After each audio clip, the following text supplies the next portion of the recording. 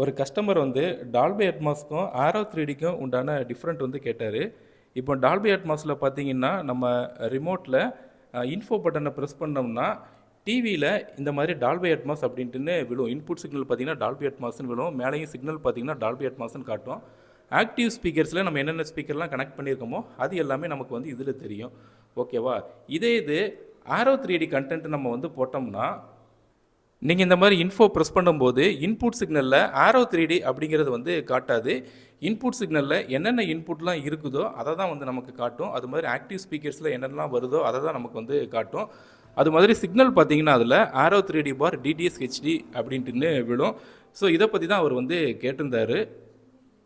இப்போ Dolby Atmos அப்படிங்கிறது object orient sound அப்படின்னு கூட சொல்லலாம். இதில் டாப் ஃப்ரண்ட்டு டாப் மிடில் அப்படிங்கிற மாதிரி விடும்.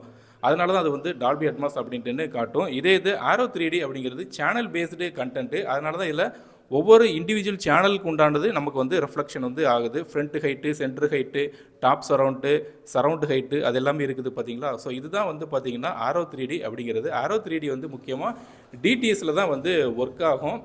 ஆரோ 3D அப்படின்ட்டு தனி ஆடியோ கோடாக் வந்து எதுவுமே வந்து கிடையாது.